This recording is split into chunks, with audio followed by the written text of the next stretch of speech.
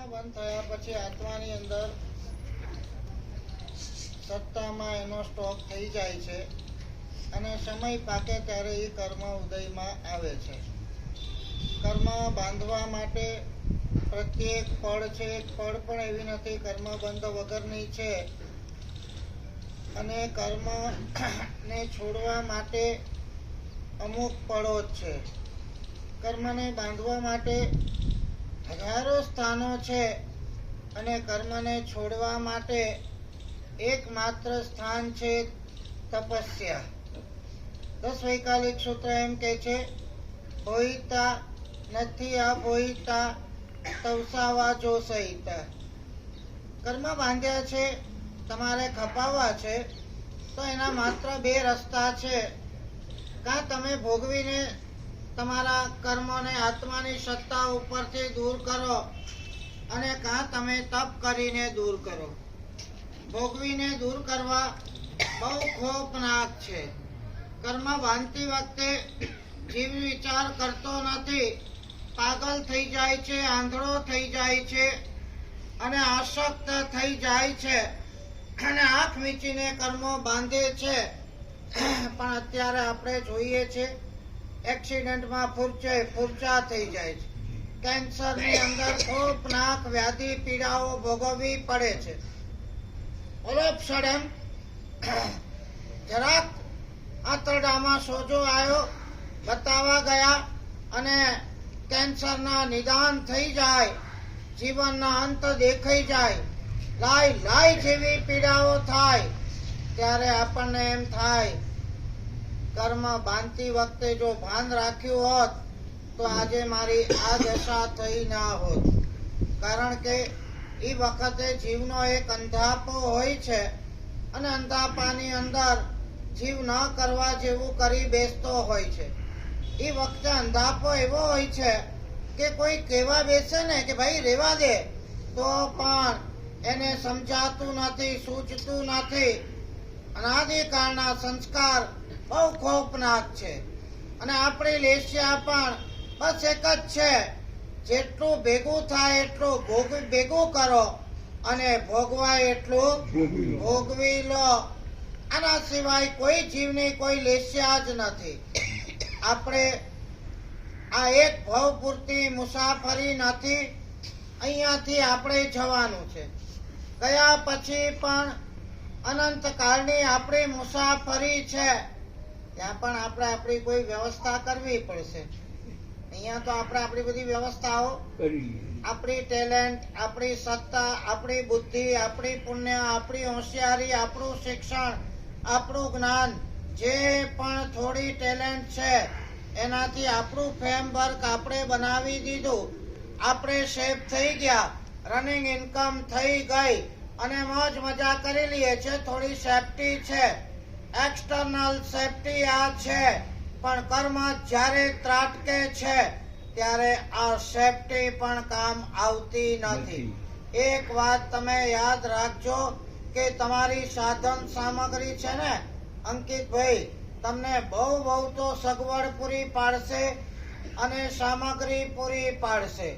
તમારું પુણ્ય હશે તો થોડી તમને સુખ શાંતિ અને સુરક્ષા મળશે. પણ એના કરતા ખોફનાક કર્મ જ્યારે ત્રાટકશે ત્યારે તમારી કોઈ સુરક્ષા પણ નહીં રહે. જોઈએ છે આપણે ભલા કરોડપતિઓને પણ જ્યારે અનબેરેબલ ડિસીઝ અને પીડાઓ થાય છે ત્યારે કરોડો રૂપિયા એને બચાવી શકતા નથી કે એને સુરક્ષા પણ પૂરી પાડી શકતા નથી. ઉત્તરાધ્યાન સૂત્રની અંદર અનાથી મુનિનો દાખલો આપવામાં આવ્યો છે. રૂપના અંબાર જેવા હતા, રાજકુમાર હતા અને જ્યારે વેદના શરીરની અંદર આવે છે, લાઈ બળતી વેદનાઓ છે. પિતાજી એકનો એક દીકરો પ્રાણ પ્યારો છે. દેશ વિદેશના વૈદોને હકીમો બોલાવે છે, ઉપચારો ચાલુ થાય છે, પણ વેદના કોઈ ન સમાવે. રૂપિયા ઉપર મજાર છે ને, રૂપિયા છે તો બધું છે. રૂપિયાથી આપણે આખી દુનિયાને ખરીદી લઈશું. અંધાપામાંથી બહાર આવજો. અમારા ગુરુજી કહેતા હતા, કોઈનાથી ન ડરો તો કઈ નહીં, તમે તમારા કર્મથી ડરજો. આ કર્મ કઈ મિનિટે, કઈ રીતે અને ક્યારે ત્રાટકશે કહી શકાય નહીં. આપણે જોઈએ છે છત્તીસગઢ હોય, કાશ્મીર હોય, આતંકવાદી કઈ ટાઈમે ક્યારે કેવી રીતે ત્રાટકે કહી શકાય નહીં. કેટલાના ખુરદાઓ બોલાવે કહી શકાય નહીં. એવી રીતે કેટલું સરસ મજાનું જીવન ચાલતું હતું. શરીર પણ વ્યવસ્થિત હતું, બધું જ ફ્લોટિંગ ફ્લોઈંગ હતું. અને અચાનક ઓલ ઓફ સડન જ્યારે ત્રાટકે છે રોજબરોજની ઘટનામાં આપણે જોઈએ છે. આંખ ખુલ્લી રાખીને જીવવાની જરૂર છે. Ignorance is not excuse. ભાઈ આપણને ખબર નથી, આમ કરવાથી આમ થાય. તમને છુટકારો કે બચાવ મળવાનો નથી. આપણે એક તરફી આંધળી દોટ છે. Eat, drink and be merry. Tomorrow you shall die. કોને યાર ખાઈ પીને મજા કરો ને. શું આ ભગવાનને, શું દેરાસર ને, શું ભક્તિ ને. અને પાછા એવા વિચિત્ર તર્કો આજે થાય છે ને. ક્યાં ચાઇનામાં ધર્મ છે, ક્યાં અમેરિકામાં ધર્મ છે. મજા કરે છે ને બધા. અરે કર્મના ગણિત છે ભાઈ. તમે માનો કે ન માનો, આમાં કોઈ મિનમેક ફેરફાર નથી. દુનિયાનું આખું તંત્ર, વ્યવસ્થા તંત્ર આ કર્મ ઉપર ચાલે છે. ભલે કદાચ પૂર્વભાવની થોડી પુણ્યાઈ હોય અને અત્યારે કશું ન કરવા છતાં સુખ ભોગવી લેવી વાત જુદી છે. એક ભગની આ કોઈ સગાઈ નથી, કેટલાય ભવોની આ સગાઈ. અને કીધા કર્મ કરેલા છૂટ્યા વગર ક્યાંય કરતા ક્યાંય રહેવાના નથી. અને બચાવો બચાવો બચાવો બચાવો કે છે. અને ભલે ભલા વૈદ તેડાવે પણ વેદના કોઈ ના સમાવે. હું તમને ડરાવવા નથી માંગતો. શાસ્ત્રકાર ભગવંતો પણ ડરાવવા નથી માંગતા, પણ જાગૃત કરવા માંગીએ છે. આવશે ત્યારે છક્કા છૂટી જવાના છે. રોજબરોજની ઘટનાઓ આપણે જોઈએ છે. રોજના રોજ સમાચારો તમને મને બધાને મળે છે.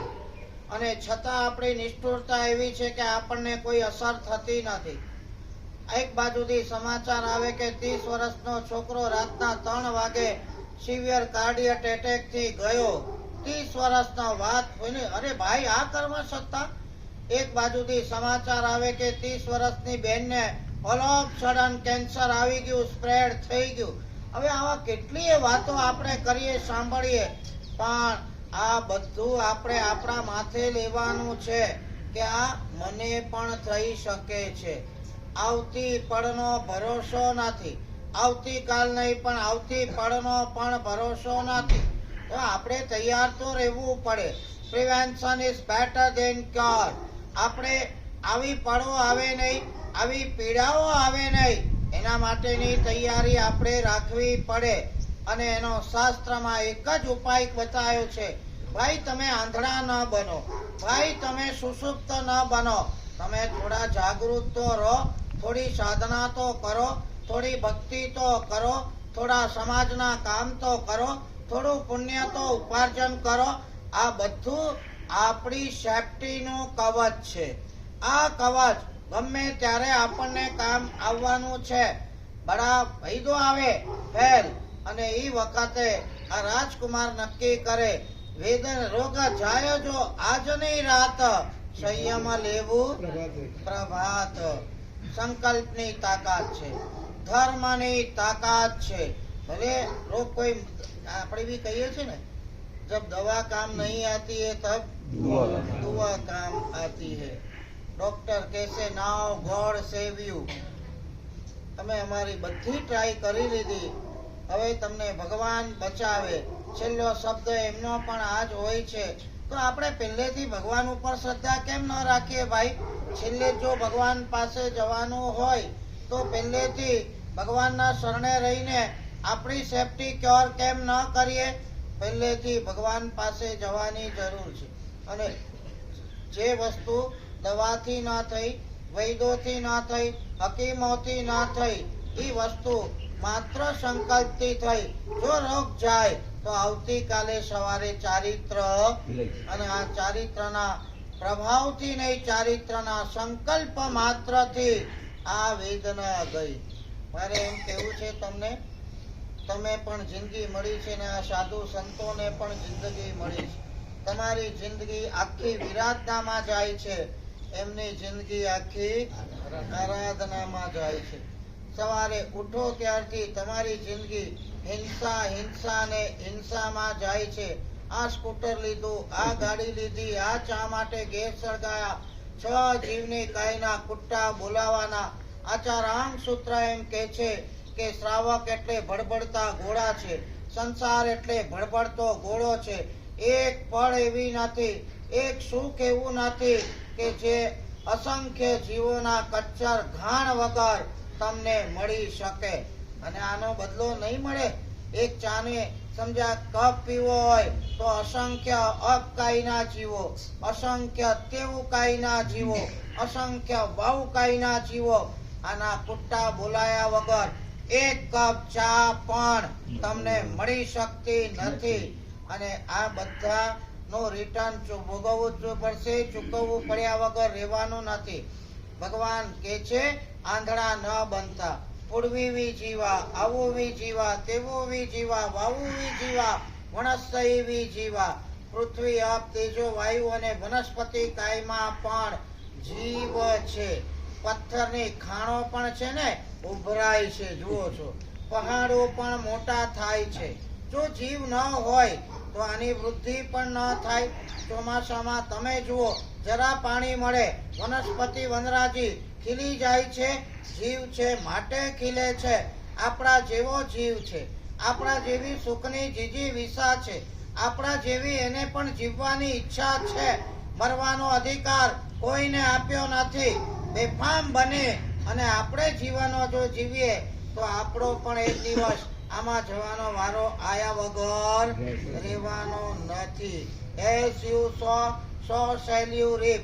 જેવું તમે કરો છો એવું પામવાનો છો, જેવું વાવો છો એવું જ લડવાના છો. આ આપણે બહુ સજગ થઈને જીવવાનું છે. સાધુપણું આના કરતા સાવ વિપરીત છે. એક બારી કે બહારનું ખોલવું હોય ને તો બી સાધુ આમ પૂંજશે ને પમાશે, રખે ને ભૂલે ચૂકે. કોઈ ભટકતો જીવ મારા આ પ્રમાદનો ભોગ બની મોતના ખપ્પરમાં ન હોમાઈ જાય. આ ભગવાને ઉભો એટલા માટે આપ્યો છે.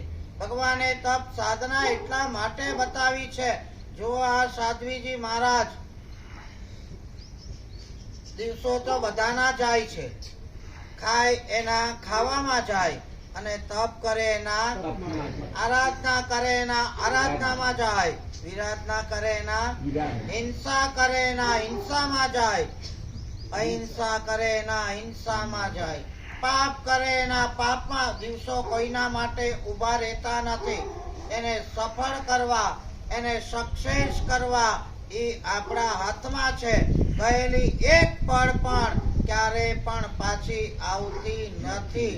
અને દરેક પળનો હિસાબ ઉપરના કોમ્પ્યુટરની અંદર બધો એક્યુરેટ સેવ થાય છે. નથી એમાં કોઈ વાયરસ લાગવાનો, નથી એમાં કોઈ આગી પાછી થવાની, નથી એમાં કોઈ કન્સેશન મળવાનું, કે નથી એમાં કોઈ કરપ્શન થવાનું. બરાબર જવાબ આપણને મળવાનો છે. આ સાધ્વીજી મહારાજ કદાચ એમના તપનું આપણે કરવાની વાત તો છોડો, આપણે વિચારવાની વાત તો છોડો, ખાલી લિસ્ટ પણ આપણે વાંચીએ ને તો આપણા હાજા ગગડી જાય.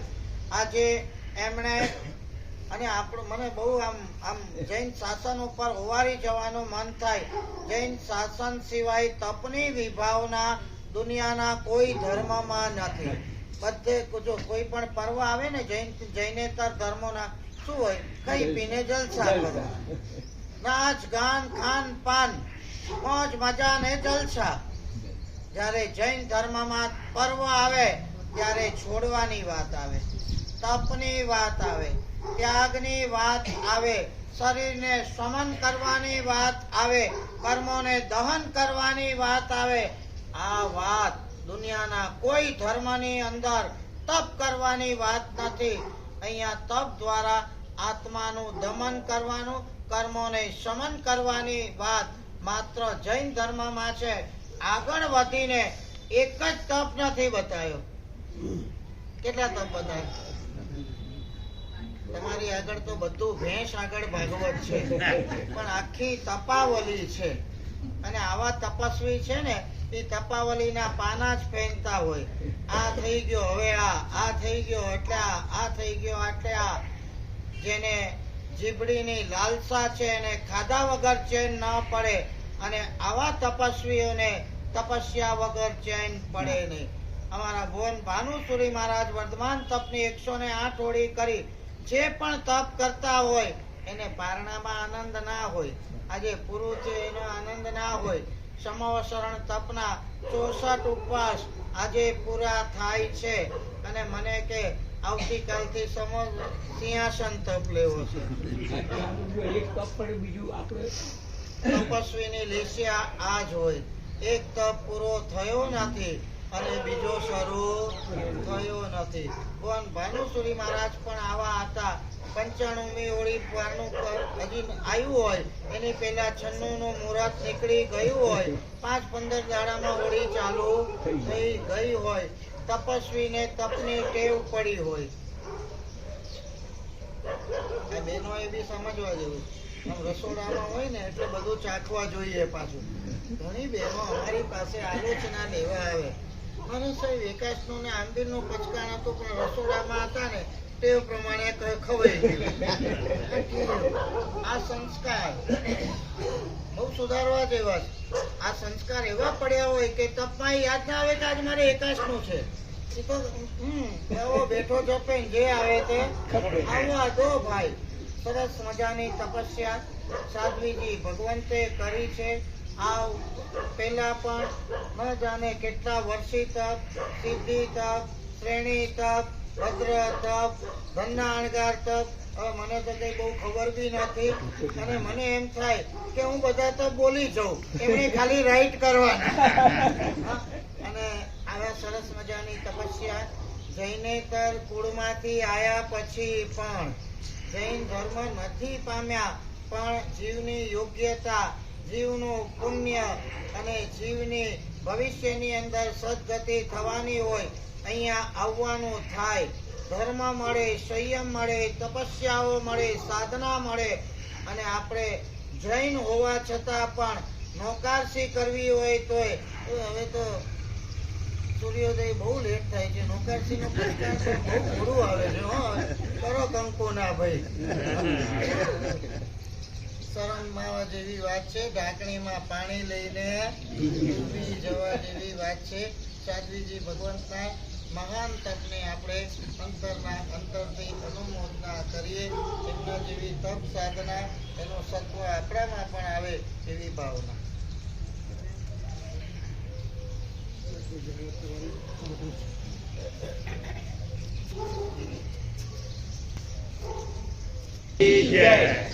ગુરુ મહારાજ કી જય. સાહેબજીએ ખૂબ સુંદર સરળ શૈલીમાં